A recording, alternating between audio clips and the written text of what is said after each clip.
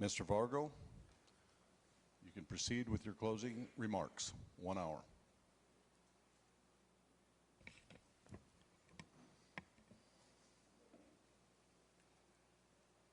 By deed and by word, Jason Ravnsborg has forfeited his right to be the Attorney General of this great state. The House impeachment articles make it very clear that he is charged both with deeds and with words. And we'll begin with Article 1 of the impeachment, which is the misdemeanors while in office. Those misdemeanors are absolutely clear. They are matters for which Mr. Ravnsborg has taken responsibility in a court of law to the extent that it was imposed upon him. His counsel now acknowledges that, in fact, he was driving outside of the lane. So while a good and honorable prosecutor decided that the charges that could be sustained beyond a reasonable doubt were misdemeanors, that does not mean that you should allow yourself to use the phrase that they were only misdemeanors. The words "only a misdemeanor" with respect to the death of a human being are offensive, and in this case, they are misleading. Joe Beaver lost his life. And he lost his life because of a pattern of conduct on the night in question and because of a pattern of conduct over the course of a career. The Attorney General was entirely outside the lane of travel.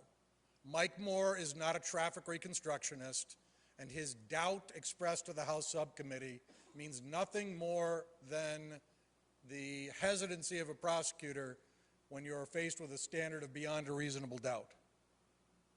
But there were warning signs to Jason Ravnsborg as he drove down the road. There is a fog line, which is the primary warning sign. There are the warning signs on steroids in the rumble strip, which Mr. Ravnsborg crossed first with the passenger side of his vehicle and then with the tires on the driver's side of his vehicle. We had a victim in this matter who was doing exactly what he's supposed to do. He is walking on the shoulder. He is walking against the flow of traffic so that he is more visible. He is walking with a flashlight in hand in a dark area where that flashlight stood out like a beacon. And Jason Ravnsborg, the degree of distraction was so severe that he claims that he didn't know what he hit until after he hit it. So one of two things is true, ladies and gentlemen. He is so far outside of the lane of travel, and he is so far from paying attention to where he is going. And I want you to think about this for just a moment, that as all of these things are happening, the GPS tells us that he doesn't brake for 2 seconds after the impact. And then he takes 7 seconds to slow to 12 miles an hour, and then another 7 seconds to slow to 8 miles an hour. When he is that deeply distracted, as John Daly told the House subcommittee, or special committee, we don't necessarily know why he was distracted, but we know that he was distracted. And there is one thing that is crystal clear to every single person in this room. Wherever his attention was, it was not on the road. And it was not on the road as he was accelerating to highway speeds coming out of the city of Highmore. Every single one of us, ladies and gentlemen, has been inattentive while driving. But what do you do while you're accelerating? What do you do in converse when you know maybe you're doing something you shouldn't do? You're looking at that phone. You're playing with the radio. You're reaching for a pop that you've got sitting on the passenger seat or in the seat behind you. You slow down. You take your foot off the gas. You don't bury your head in the sand and keep accelerating. The degree of distraction was extreme. And the habitual nature of that distraction is abundantly clear by his behavior both before and after. At highway speeds, heading down South Dakota's roads, Jason Ravnsburg has his phone on, his cruise control on, if we believe him.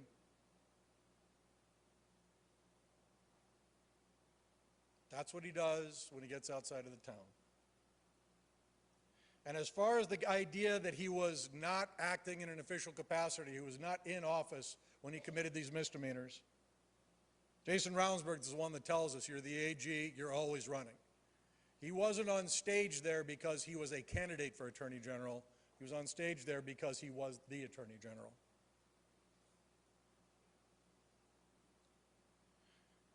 And so the misdemeanors, which these days are simply crimes that involve less than a year or less in jail. Class 2 misdemeanors involve 60 days or 30 days or less in jail. Misdemeanors in office, though, relate to the idea of what he was doing and why he was there. If the man is on his state cell phone, the man is coming from an event where he is recognized and accepted as the Attorney General, that man is acting in office. But he compounds what he did with lies. What does he tell you about his speed? What does he tell Special Agent Arts and Special Agent Rummel? I set my cruise control at 65, 67. That's what I would have done. Well, based on what his speedometer shows him, if he sets it at 65 to 67, we know he would have been going 61 to 63 miles an hour. We know that wasn't true. We know that he got up to 77 miles an hour, which means that his speedometer would have showed him that he was going about 81 miles an hour. So we know that he's lying about his speed. We know that he is lying to the people who own the app On My Way. Think about it for a minute. How honest is it if I have two cell phones to connect one to On My Way and be rewarded? Money, prizes, I don't know what the stuff is, discounts, whatever it is. He's earning benefit by having a phone that he's not using while he's driving. But of course, he's using the other phone at exactly that moment. How honest is that? How truthful, how representative of South Dakota values is it to be lying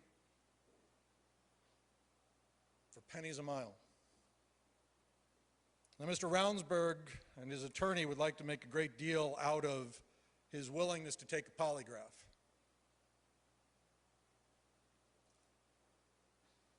I have several responses to that, one of which is he knew from his own people that this was not an appropriate topic for a polygraph.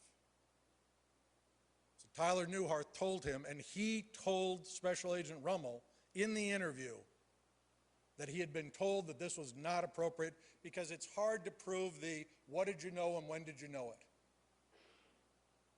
Whether or not he knew once upon a time, at the moment of the collision, that that was a man, because he now knows it, he would likely fail that polygraph. But there is, of course, an unnamed, unquoted Sioux Falls polygrapher who thinks it's just fine to administer this polygraph. And I got to ask you, why isn't he here and why didn't he give the Attorney General a polygraph? He has every access to that. He could have presented that to you if he chose to do so. So the idea that somehow he was prevented by North Dakota from taking the polygraph is about as honest as the rest of the story that he's told you.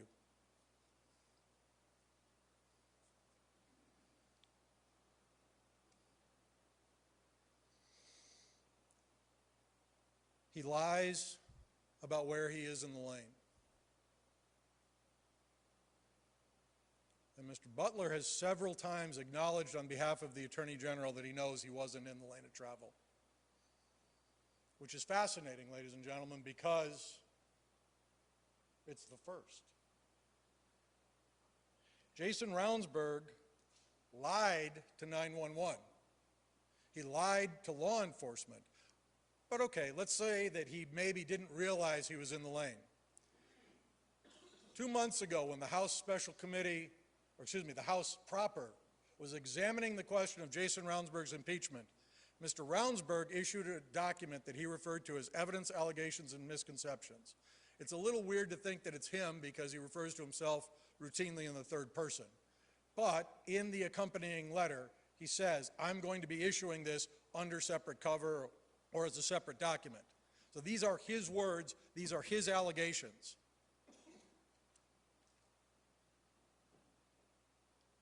One of the evidence, allegations, and misconceptions is headed, Jason's vehicle was off the road.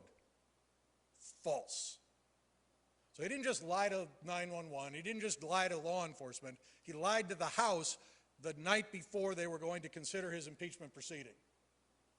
And he did that with all of the same knowledge that he has here before you today. So he can't claim situational amnesia, he can't claim that he has come around to understanding that he was outside the lane of travel. He lied to the House.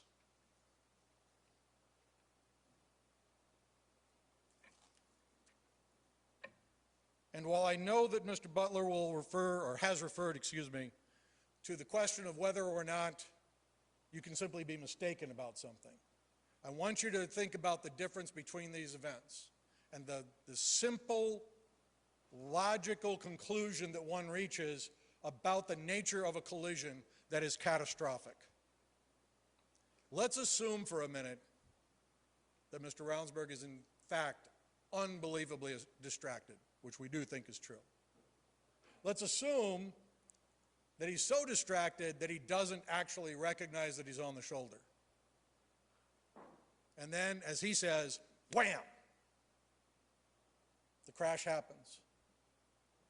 Now, first of all, we know that that body rode the front of his hood for about 2.5 seconds. Second of all, we also know that the natural reaction to that, after you probably blink, is that you're going to look up and you're going to see where you are. We can, I suppose, wrap our heads around the idea that he didn't know that he was on the shoulder prior to the crash. But it is not possible, I submit to you, to believe that he did not know that he had been on the shoulder in the immediate aftermath of that crash. And part of what we then learn from him is accidental truths. And then I turn around and I'm looking into the ditch. So I don't know exactly where I turned around and saw him. I didn't see him. I did not see him. You've heard better lies from 5-year-olds.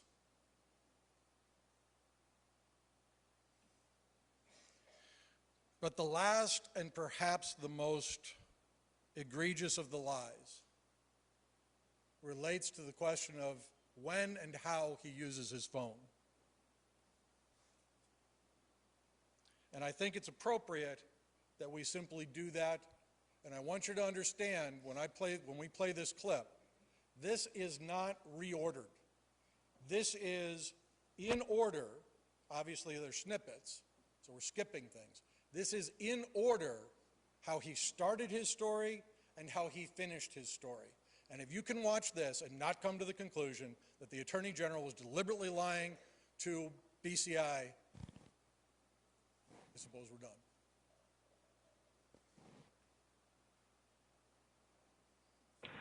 Do you remember, were you using your phone at all for anything besides to make a couple phone calls? Nope, the only phone calls I made were to my father. A flat no.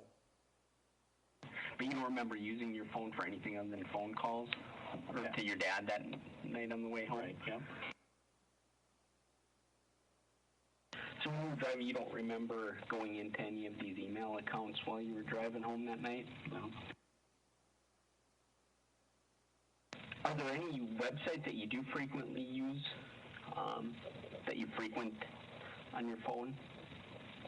Well, when I'm around my house or around, the building, maybe you check out the news and such,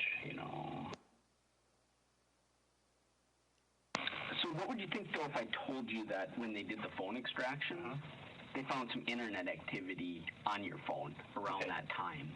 Well, I guess I don't not use my phone, but I did not use it at the time of the crash. I don't not use my phone. But were you using it up to the time of the crash?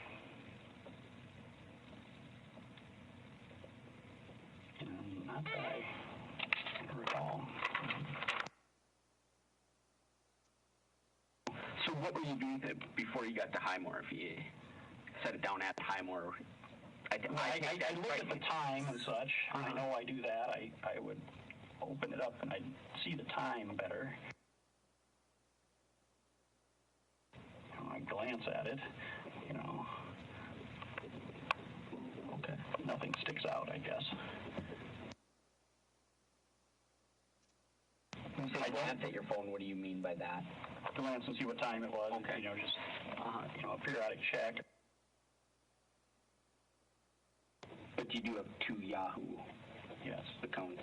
Do you remember signing into either of those?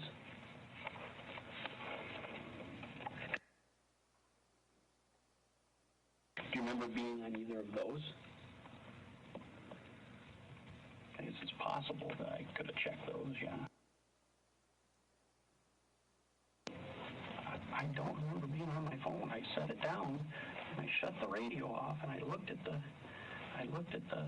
speedometer is the best I remember. Well, I set it down. I remember sitting it down. I pretty confident I shut the radio off and then went, looked at the speedometer. It was the best I remember. And then wham. I was not looking at my phone.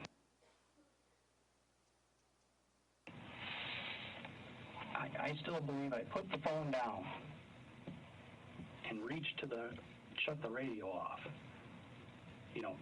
Now, was that 10 seconds, 5 seconds, 20 seconds? I don't know. But, wham, it's close relation, I guess. I guess I would say I glance at headlines a lot. I don't read articles when I'm driving. Like I said, I glance at headlines at best. Mm-hmm. Well, I took the photo, and then the sheriff comes. I don't think I send it until I leave the sheriff. I don't think I call anyone until I'm going down the road again. Do I look at that stuff? Yes. That's what I do. I guess I just see the headlines and stuff. I do that all the time. I look at it, maybe, like a scroll, and if it's a long one, I don't, ever read it. I mean, I think I can do that when I'm sitting here. I'm like, if they're too long, next. It goes from, I don't use my phone, to I glance at my phone, to, well, that's what I do. I do it all the time. And if it's too long, I just hit next. And by next, do you think, folks, that he's talking about next, I pay attention to the road, and I drive down the road, and I pay attention to the things that are in front of me? Or do you think that he means he goes to a different article? He lies about whether he saw a human being and about whether he saw the remains of a human being. And much has been made over whether or not Sheriff Volek saw the human being or should have had the same opportunity. Those 2 references to which Mr. Butler referred are in the reconstruction reports from Trooper John Burnt. Trooper Burnt did not speak to Sheriff Volek. He was relating from his own understanding. How he made that mistake, I have no idea. It doesn't matter. If you look at the reports that were filed by Special Agent Arends and Special Agent Rummel and Sheriff Volek's own description, He never says that he went up to the flashlight.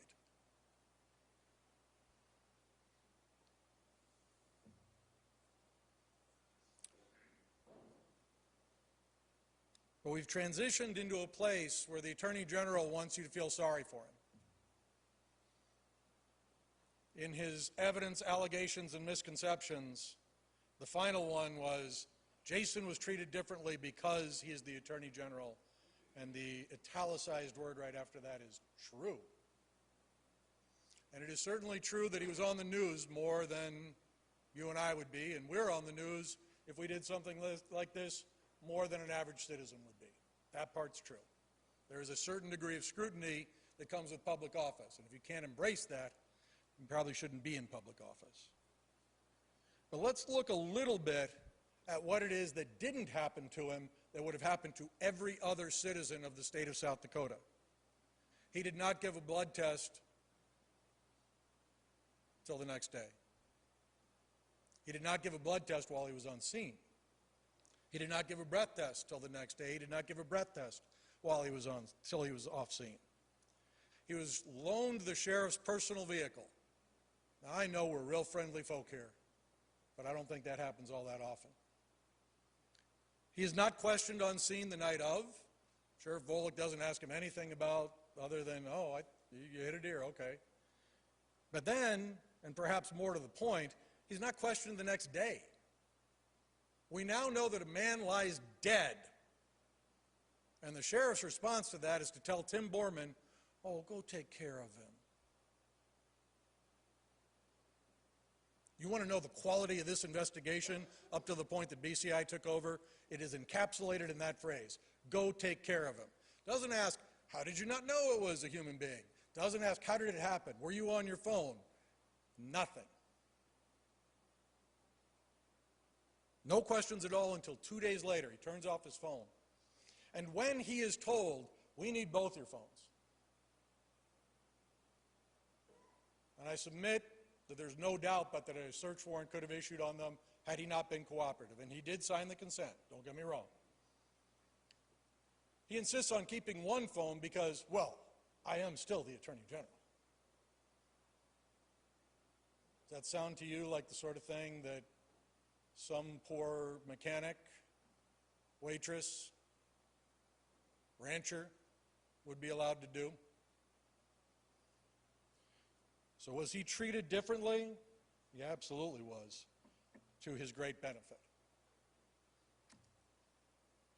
So I want to address the question of impeachment and the standards that you apply here.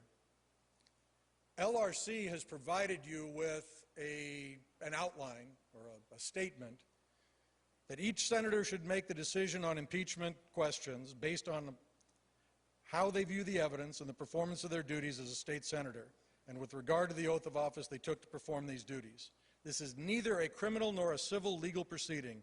It is a constitutionally prescribed impeachment trial that you serve on and decide pursuant to your election to the office of State Senate, and you should decide it as you see appropriate in fulfilling the duties of your office. And that is exactly the standard that was articulated as I listened to some of the podcasts that Mr. Garber has about impeachment.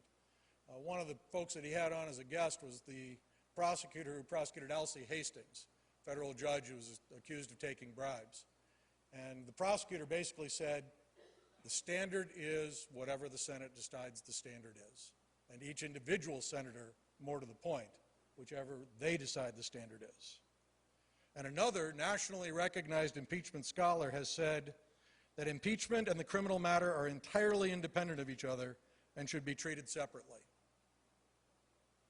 That expert is Ross Garber. When Nancy Pelosi thought that, well, you can't impeach Trump. She didn't have that opinion for very long, by the way, but for a while she held that. And he disagreed with her.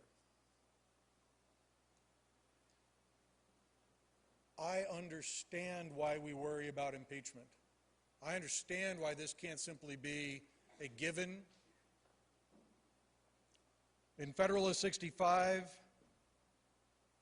Alexander Hamilton wrote that impeachment will seldom fail to agitate the passions of the whole community and to divide it into parties.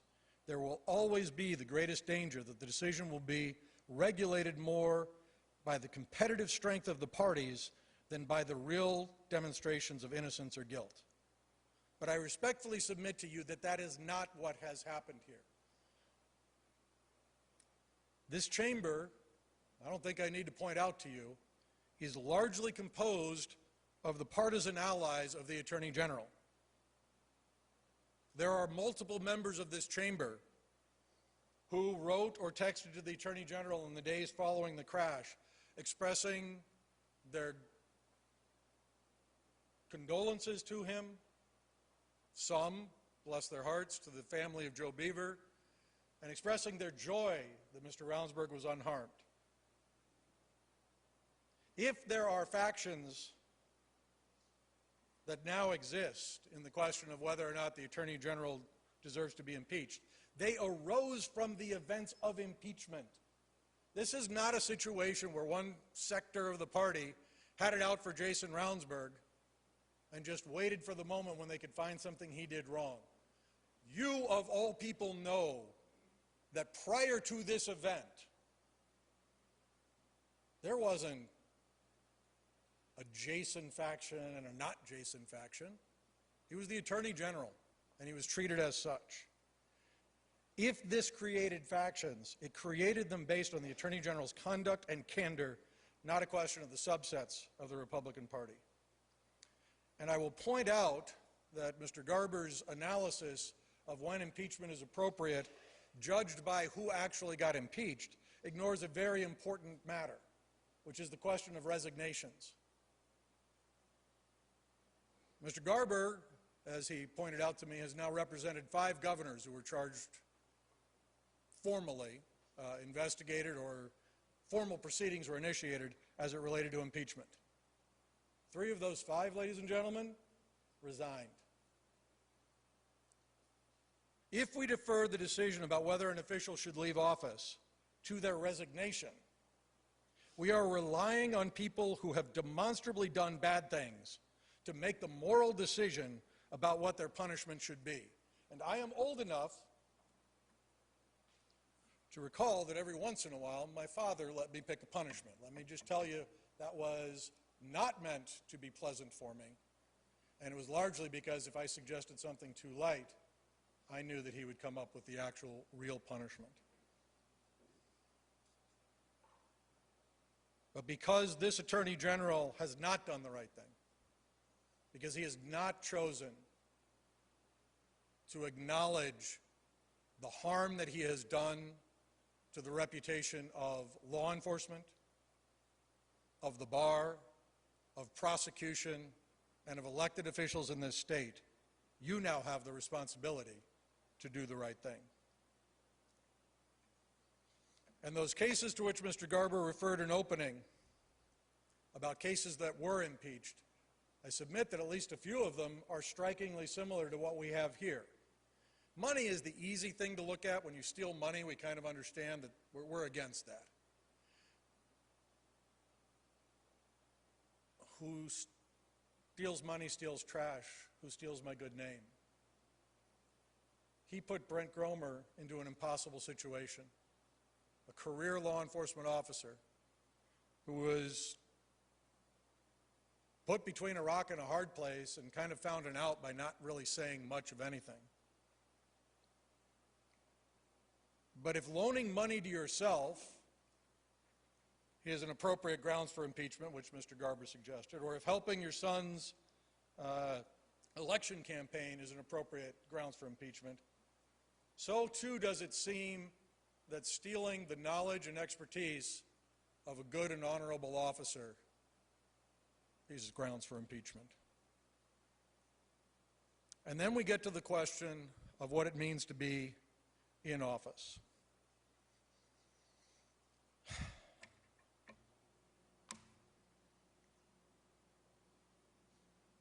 It feels like that moment where, in order to buy this argument, you truly have to just stick your head in the sand. This man made this about his office.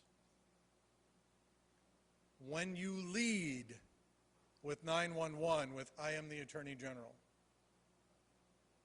To what end? Because it works for him. It has worked for him, and it is. Howie,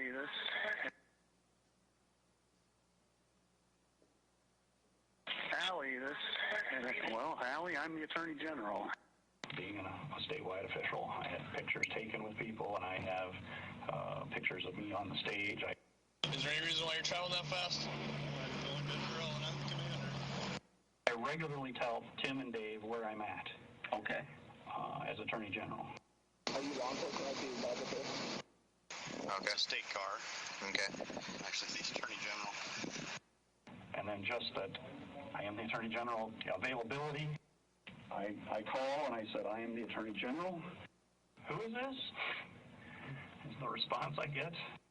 I am still the Attorney General. You're Attorney General, you're always running.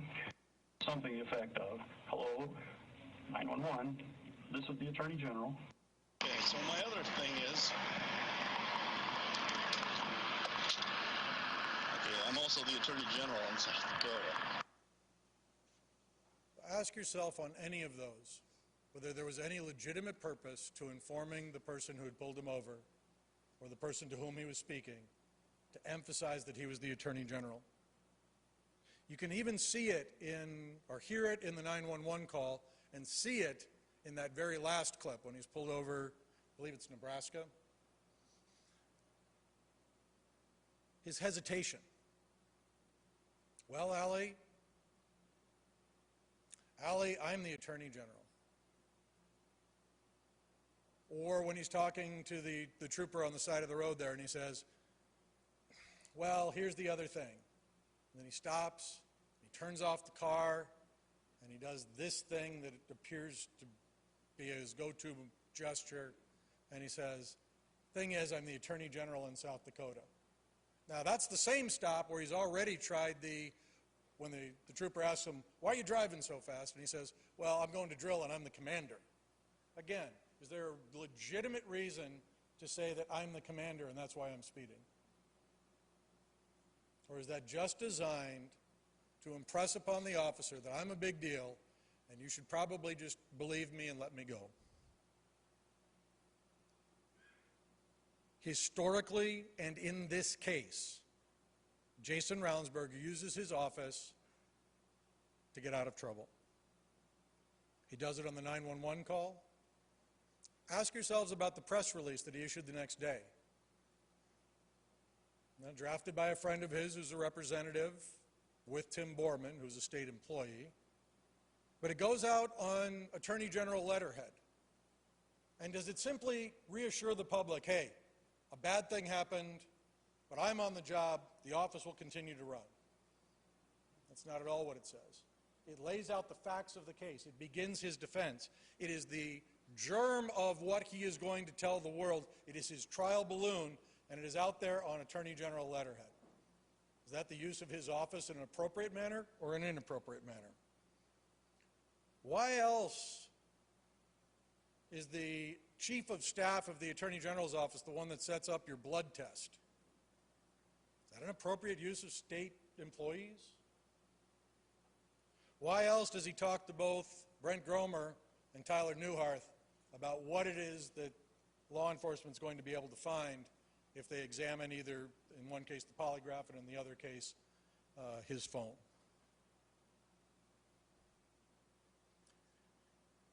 The day after, well, I don't know if I got it the day after, but the day after the impeachment vote in the House as a whole, in April, I received a letter from the Law Enforcement Standards and Training Division that referenced an officer who has the potential to testify in Pennington County who had been removed from the academy for lying.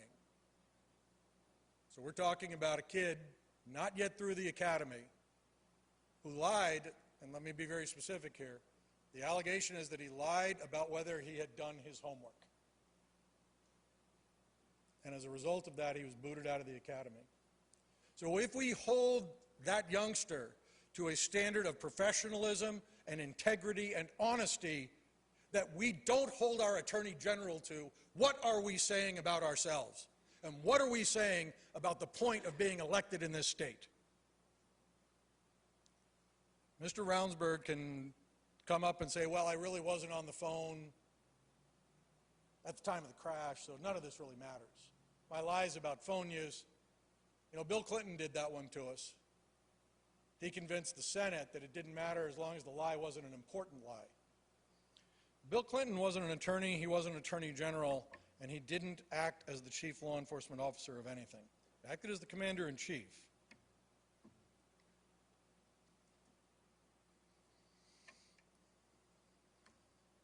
But we know what would happen to any officer, patrol officer, who did what Jason Ravnsborg did, and they would be a former officer, and that is what he should be as well.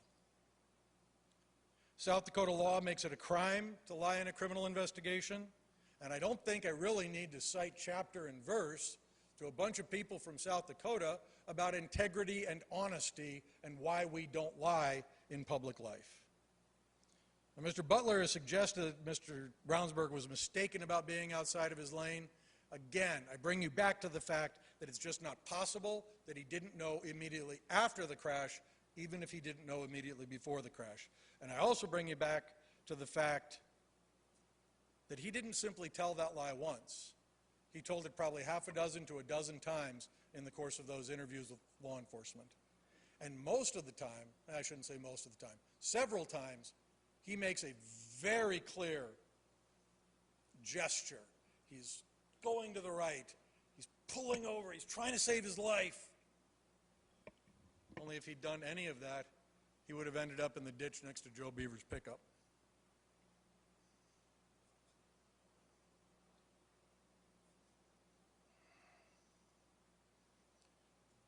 So those are the two questions that you have before you. There is a third, though. In the event that you vote to impeach, which I submit you should, I've often been warned you can't tell a judge or a legislator that they must do anything. And so I suppose legislators who are also judges, that would be particularly difficult. You also have to decide a question of debarment. In other words, can Mr. Ravnsborg ever run again? And I submit to you that if you have made the primary decision that he should be impeached, that becomes a fairly easy answer. But I want you also to think about this statement that he has made. Well, again, the hardest part of this is I wouldn't do anything different. I didn't know that this was going to happen to me, obviously. Again, why would a man be walking down the road? I believe I'm on the road, and wham, and my life changes. I called 911. I got the sheriff out there. This happened to me. My life changed. And most importantly of all, most offensively of all, I would not do anything different. How about you just look where you're going? That'd be something you could do different, and Joe Beaver would still be alive. How about you stay in your lane? We know for sure Joe Beaver would be alive then. And so if we think, if you believe that an impeachment vote is proper, the idea that the person who you're impeaching has already said, I'm going to go out and do it again. I wouldn't change a single thing I did. And you know how he's telling the truth on that one? Because he did. 10 minutes down the road, he's sending pictures via text message while he drives somebody else's car after Joe Beaver lies dead. So we know he's willing to do it again. And so if he is unfit to serve as Attorney General today, he will be unfit to serve as Attorney General tomorrow, and he will be unfit to serve as Attorney General in any foreseeable future. And so the debarment vote should closely follow the question of impeachment.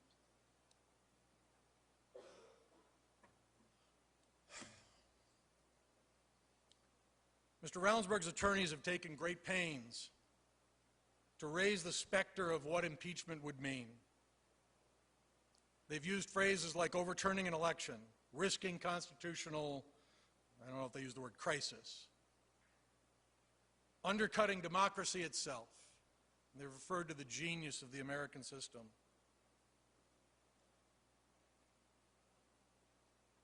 But the genius of the American system is where we got impeachment from.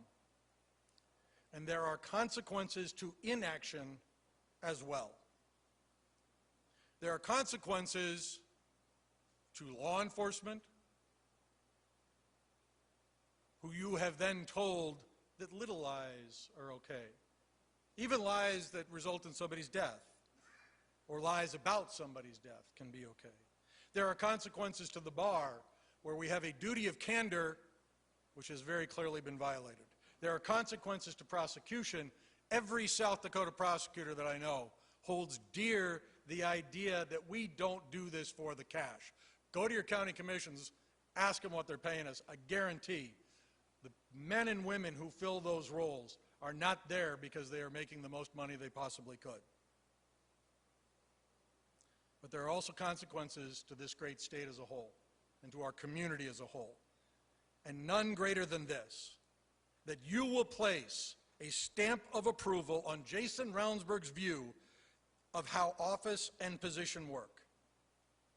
You would effectively endorse the idea that there comes a point when you are too powerful to fail, too powerful to be held accountable, and that there are two standards of law in this great state, one for patrol deputies and another for the chief law enforcement officer. And oh, the one for the chief law enforcement officer is lower.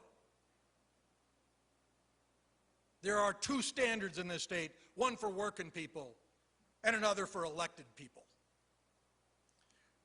You will reinforce the idea that our elected officials are separate from and above the laws that you pass, and that they are sworn to enforce. By your vote here today, you will decide whether you want that to be who we are, and who we will be seen as in our South Dakota.